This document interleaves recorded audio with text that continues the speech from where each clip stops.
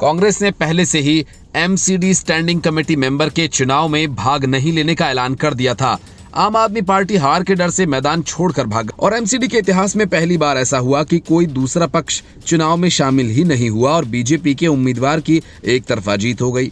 आम आदमी पार्टी को चुनाव हारने की आशंका इतनी थी कि एक दिन पहले तय तारीख पर उसने चुनाव नहीं होने दिया। शैली ओबेरॉय और मनीष सिसोदिया दोनों ही ने अपनी तरफ से ऐलान कर दिया कि चुनाव 5 अक्टूबर को होंगे, लेकिन एलजीबी के सक्सेना ने आज 1 बजे चुनाव कराने का फैसला कर दिया है।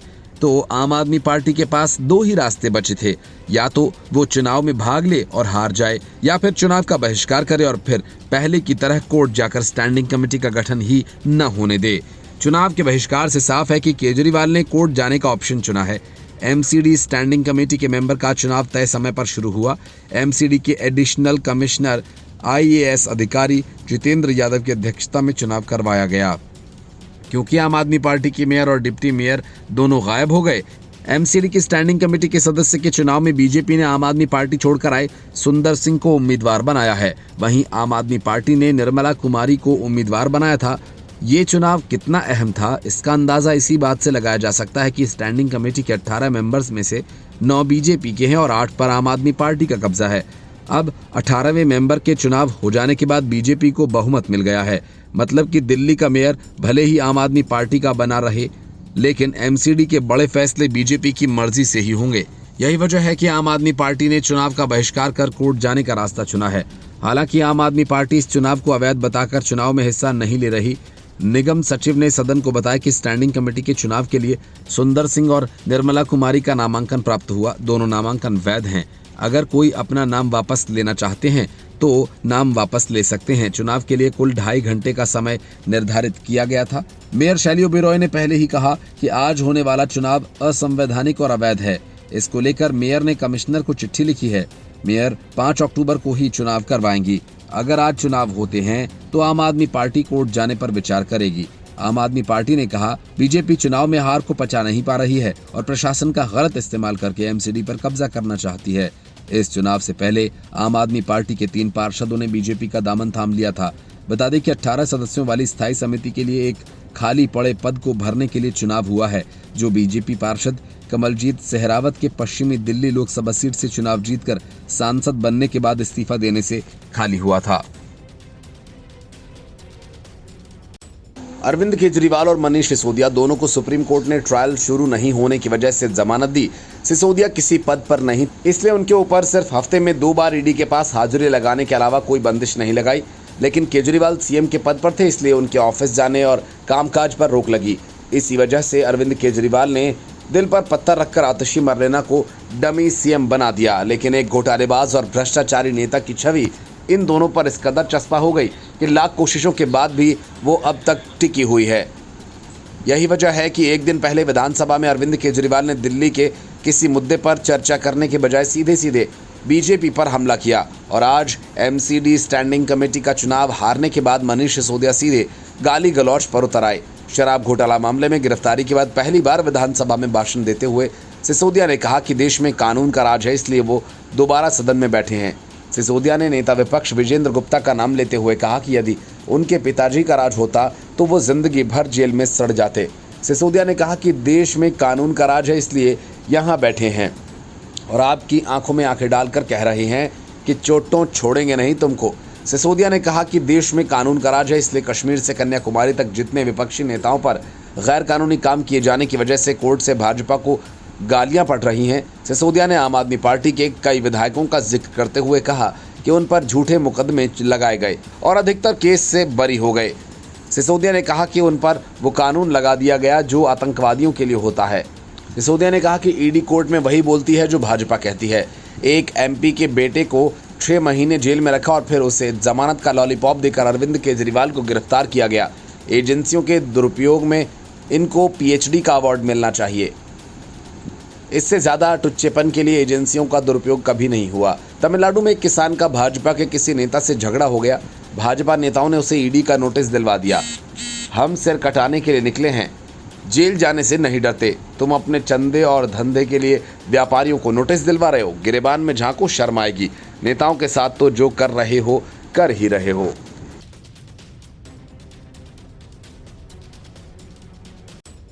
केजरीवाल की तरह इस्तीफा नहीं देने पर अड़े कर्नाटक के सीएम सिद्धरमैया के खिलाफ जमीन घोटाला मामले में एफआईआर दर्ज कर ली गई है।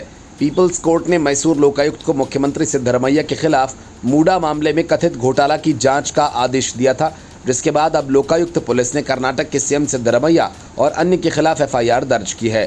कोर्ट ने सीआरपीसी के तहत एफआईआर दर्ज करने का आदेश दिया था। इसे लेकर कांग्रेस के राष्ट्रीय अध्यक्ष मल्लिकार्जुन खड़गे ने सिद्धरमैया का बचाव किया है। कांग्रेस अध्यक्ष मल्लिकार्जुन खड़गे ने कहा कि कानून अपना काम करेगा, एजेंसियों के लोग चाहें वो कार्रवाई कर सकते हैं, ये आवश्यक नहीं कि सरकार इसका जवाब दे, क्योंकि वो एक स्वायत्त निकाय है, वे कार्रवाई कर सकते हैं। अगर सिद्धरमैया ने व्यक्तिगत रूप से कोई अपराध किया है तो वो जिम्मेदार हैं, लेकिन उन्होंने ऐसा कुछ नहीं किया।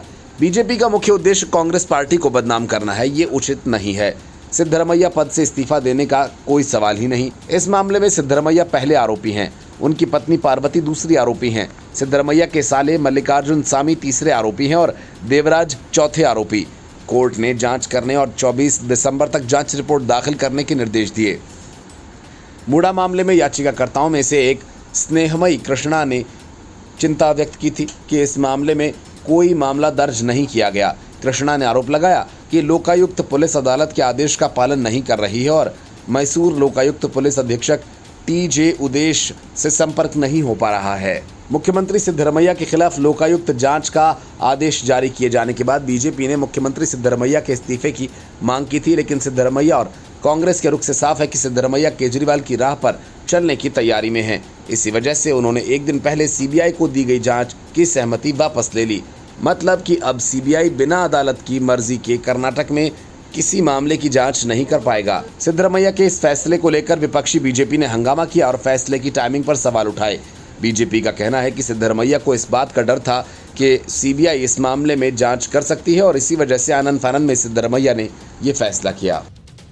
Bureau report, news of India. शराब घोटाला मामले में जमानत पर बाहर निकले अरविंद केजरीवाल की खुशी ज्यादा दिनों तक कायम रहने वाली नहीं है। वो एक बार फिर सीबीआई के जाल में फंस सकते हैं। मामला जबरन वसूली का है, जिसके आरोप सुकेश चंद्रशेखर ने अरविंद केजरीवाल, सत्येंद्र जैन सहित कई लोगों पर लगाए थे। अब इस मामले में सीबीआई ने जेल में सुकेश चंद्रशेखर से कई घंटे तक पूछताछ की है। सुकेश चंद्रशेखर ने तिहाड़ जेल से अरविंद केजरीवाल, सत्येंद्र जैन और तत्कालीन डीजी संदीप गोयल द्वारा 10 करोड़ रुपए की एक्सटॉर्शन मनी मांगे जाने के आरोप लगाए थे। ये शिकायत महाठग सुकेश ने जेल से बैठकर दिल्ली के एलजी और गृह मंत्रालय को लेटर लिखकर की थी। इस शिकायत पर एलजी और गृह मंत्रालय ने सुकेश की शिकायत पर जांच करने की इजाजत दी थी। सीबीआई ने तिहाड़ की मंडोली जेल में बंद विचाराधीन कैदी सुकेश चंद्रशेखर से कथित रूप से करोड़ों रुपए की वसूली मामले में पूछताछ के बाद बयान दर्ज किए। सीबीआई की टीम दोपहर करीब 1 बजे मंडोली जेल पहुंच गई थी, जहां करीब 4 घंटे तक सीबीआई की टीम ने सुकेश से पूछताछ की। इसके पहले भी सीबीआई ने मंडोली जेल जाकर सुकेश से करीब 7 घंटे तक पूछताछ कर बयान दर्ज किए थे। सूत्रों के मुताबिक सीबीआई का सुकेश से पूछताछ करने का मकसद कथित रूप से करोड़ों रुपए की उगाही मामले में एफआईआर दर्ज करने से पहले ये सुनिश्चित करना है कि क्या असल में ये मामला स्टैंड करता भी है या नहीं। मामले में प्रथम दृष्टया साक्ष्य सामने आने के बाद सीबीआई इस गंभीर मामले में मुकदमा दर्ज कर तफ्तीश आगे बढ़ाएगी, जिसमें सुकेश द्वारा जिन जिन लोगों पर कथित रूप से करोड़ रुपए की उगाही करने के आरोप लगाए गए हैं, बाद में उन सभी से भी सीबीआई जरूरत के मुताबिक पूछताछ कर सकती है। सूत्रों का कहना है कि इस मामले में सुकेश ने पहले दिल्ली के उपराज्यपाल विनय कुमार सक्सेना को चिट्ठी लिखकर अरविंद केजरीवाल, मंत्री सत्येंद्र जैन, तिहाड़ जेल के पूर्व डीजी संदीप गोयल, पूर्व एआईजी मुकेश प्रसाद और पूर्व जेल सुप्रिंटेंडेंट राजकुमार समेत कईयों पर उससे उगाही करने के आरोप लगाए थे। जेल से कथित रूप से करोड़ रुपए की उगाही वाले मामले में ठगी के आरोप में जेल में बंद सुकेश द्वारा लगाए गए आरोपों पर फरवरी में उपराज्यपाल ने सीबीआई जांच को मंजूरी दी थी। इसके बाद मार्च में केंद्रीय गृह मंत्रालय ने भी सीबीआई जांच को मंजूरी दे दी थी। इसके बाद जाकर अब सीबीआई इस मामले में एक्शन में आई है, जहां सीबीआई की एक टीम ने मंडोली की जेल नंबर 13 में बंद विचाराधीन कैदी सुकेश से घंटों पूछताछ की। सीबीआई की तरफ से इस बारे में कोई जानकारी नहीं दी गई कि सीबीआई की टीम ने सुकेश से किन आरोपों के चलते पूछताछ की, लेकिन सूत्रों ने इतना जरूर बताया कि ये पूछताछ जेल से कथित वसूली मामले को लेकर थी। सीबीआई 2 बार में सुकेश से 11 घंटे से अधिक समय तक पूछताछ कर चुकी है। सूत्रों का कहना है कि सीबीआई की टीम सुकेश को जेल में अलग रूम में ले जाकर पूछताछ करती है, जहां सीबीआई और सुकेश के अलावा और कोई नहीं होता। जांच एजेंसी ने 30 अगस्त को एक विशेष अदालत से सुकेश से पूछताछ करने की अनुमति ली थी। सूत्रों का कहना है कि आने वाले समय में सीबीआई सुकेश चंद्रशेखर से और अधिक दिनों तक पूछताछ कर सकती है।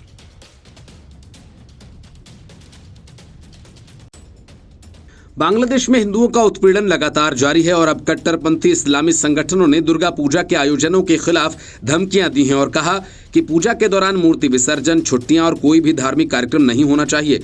इस्लामिक संगठन इंसाफ की मकरी छात्र जनता ने सरकार से साफ तौर पर कहा कि अगर दुर्गा पूजा के दौरान छुट्टियां रद्द नहीं की गई और मूर्ति विसर्जन जैसी गतिविधियों को नहीं रोका गया तो वे सड़कों पर उतरकर विरोध करेंगे। और हाल ही में इस कट्टरपंथी ग्रुप ने ढाका में एक मार्च निकाला जिसमें हिंदुओं द्वारा खेल के मैदान के उपयोग का विरोध भी किया, जो सालों से उस स्थान पर दुर्गा पूजा मनाते आए हैं। इंसाफ की मकरी छात्र जनता नामक संगठन ने विरोध प्रदर्शन किए।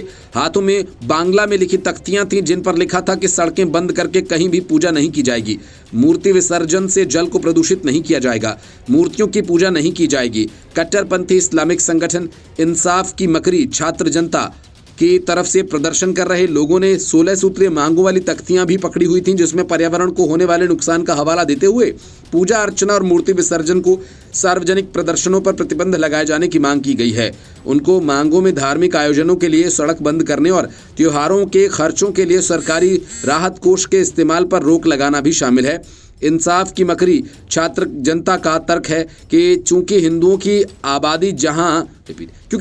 आबादी यहाँ 2% से भी कम है, इसलिए दुर्गा पूजा के लिए सार्वजनिक अवकाश नहीं होना चाहिए क्योंकि इससे मुस्लिम बहुसंख्यकों का जीवन प्रभावित होता है। उनकी मांगों में बांग्लादेश में कई विशेष भूमि पर कब्जा करके बनाए गए मंदिरों को हटाना भी शामिल है। यही नहीं, इस संगठन की एक और मांग भी है जिसमें कहा गया चूंकि भारत बांग्लादेश का दुश्मन है इसलिए बांग्लादेश के हिंदू नागरिकों को भी भारत विरोधी होना चाहिए, इसलिए पंडालों मंदिरों में भारत विरोधी बैनर्स और भारत विरोधी नारे लगाए जाने चाहिए। इन घटनाओं से हिंदू समुदाय में चिंता क्यों बढ़ रही है जो अत्यधिक तनाव के बीच दुर्गा पूजा मनाने की तैयारी कर रहे हैं। शेख हसीना के नेतृत्व वाली सरकार के पतन के बाद से समुदाय पर हमलों में हुई वृद्धि है। बांग्लादेश की अंतरिम सरकार के मुख्य सलाहकार मोहम्मद यूनुस के नेतृत्व वाले प्रशासन द्वारा सुरक्षा के आश्वासन के बावजूद स्थिति तनावपूर्ण बनी हुई है। मंदिरों में तोड़फोड़ और मूर्तियों को नष्ट करने की खबरों ने विशेषकर खुलना जैसे जिलों में चिंता बढ़ा दी है। बांग्लादेश में दुर्गा पूजा का आयोजन हर साल बड़े स्तर पर होता है जिसमें हिंदू समुदाय पूरे उत्साह से भाग लेता है। दुर्गा पूजा हिंदू धर्म का एक प्रमुख त्योहार है और बांग्लादेश में करीब 8% हिंदू आबादी है इसे जो मनाती है, लेकिन इस साल इंसाफ की मकरी छात्र जनता जैसे कट्टरपंथी समूहों ने इसे त्योहार के खिलाफ चेतावनी देकर हिंदू समुदाय को डर और चिंता में डाल दिया है। इन संगठनों का कहना है कि बांग्लादेश एक इस्लामिक देश है और यहाँ गैर इस्लामिक त्योहारों को सार्वजनिक रूप से मनाने की अनुमति नहीं दी जानी चाहिए।